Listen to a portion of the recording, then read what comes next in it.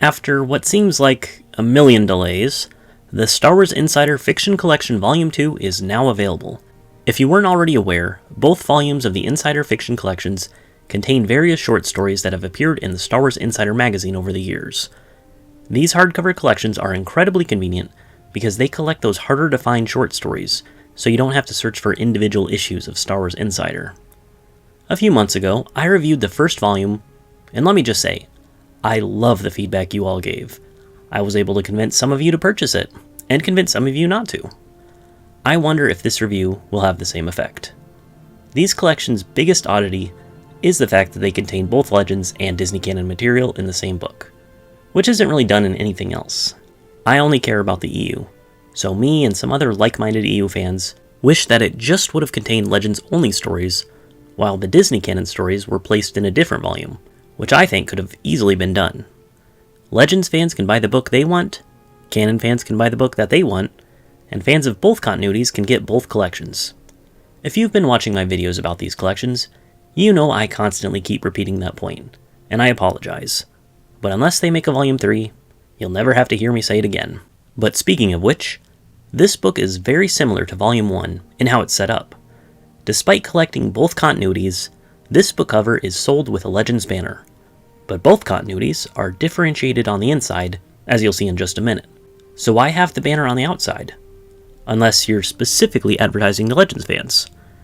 And why specifically advertise to Legends fans? Unless that audience is more likely to purchase the book in the first place.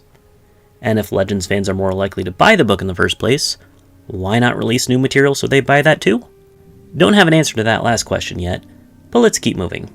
Like the first volume, the front cover has artwork from a new canon story, even with the banner right above it. But at least this time, the back cover features art from a Legend story. Also, like in the first book, when you open it up, you get the introduction, which doesn't refer to Legend stories as never being canon in the first place, instead referring to them as the continuity pre-2014. Very peculiar. And then you get nice pictures from various artists, except this one, which is just a screenshot from Rebels. Lazy bastards. And then the table of contents. In the first volume, we had 13 Legends short stories and 6 new canon, so about 70% Legends and 30% canon.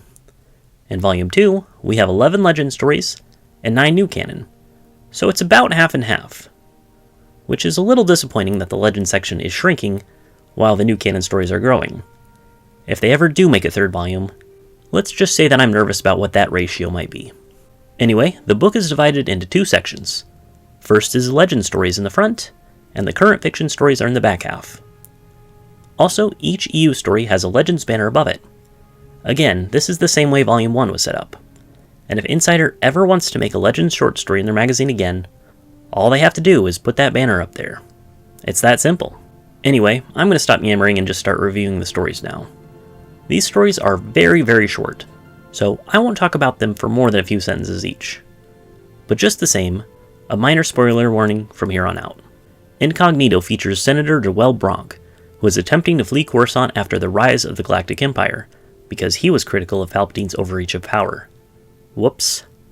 Along the way, he meets a young father, who may or may not be Obi-Wan Kenobi carrying a baby, who may or may not be Luke Skywalker. Incognito is a prequel tie-in to John Jackson Miller's Kenobi novel. The next story is The Third Lesson. The Sith are retreating from Alderaan, which does not make Darth Malgus happy one bit. So what better than taking your anger out on some Jedi? Malgus also recalls 3 lessons his biologist father taught him when he was young. The story was written by Paul S. Kemp, the author of the Deceived novel, so you know he understands Malgus as a character pretty well. The next story is The Last Battle of Colonel Jace Malcolm. The title's a bit overdramatic. It's another story that takes place during the Old Republic. Jace Malcolm and his team are assigned to destroy a Sith spaceport, but when Jace spots a planetary command ship, he sees an opportunity to capture it and learn all of the planet's Imperial targets in the ship's navicomputer. The next story is Hondo Ohnaka's Not So Big Score by Jason Fry. If you're familiar with the Weequay pirate from the Clone Wars show, then you probably already expect a very comedy-oriented tale. He disguises himself as a wealthy businessman aboard a cruise ship to pick out rich people that he wants to capture for ransom. He quickly learns that he bit off more than he can chew. The next story is Speaking Silently, another story by Jason Fry, and about another character from the Clone Wars show. While attempting to save a squad of militiamen, Captain Rex learns a lesson about the nonverbal communication ability of Lordians. The next story, Heist, is by the legendary Timothy Zahn, and it's another one aboard a cruise ship. Twin burglars Tavia and Bink use their skills to try and break into a wealthy businessman's stateroom. These sisters later appear in Timothy Zahn's Ocean 11-esque novel, Scoundrels. This short story, like Incognito, functions as a prequel.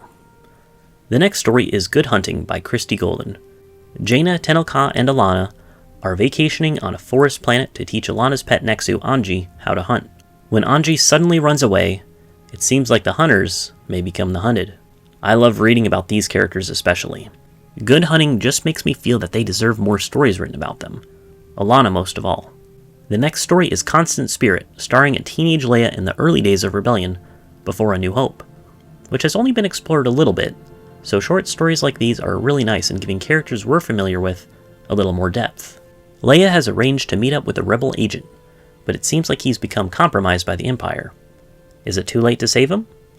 The next story is The Cyrox Redemption by Joe Schreiber, and I didn't catch it from the title, but after reading the first paragraph, this is kinda sorta a Shawshank Redemption parody, at least in the first half.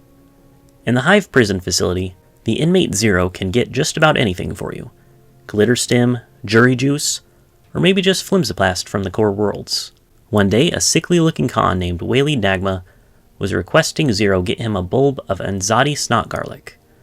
And it was urgent because at any time in the Hive, you can be fighting a televised deathmatch with any other inmate.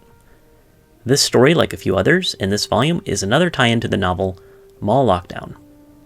Hammer is about failed Jedi apprentice Teladi, who now helps out as a Pathfinder pilot in the Explorer Corps. He helps Master Raeli on an archaeological dig on a weird, desolate planet, but he's bitter and jealous that he's not currently fighting in the Clone Wars. Things take a turn for the worse when they discover the armor of Dark Jedi Warb Null.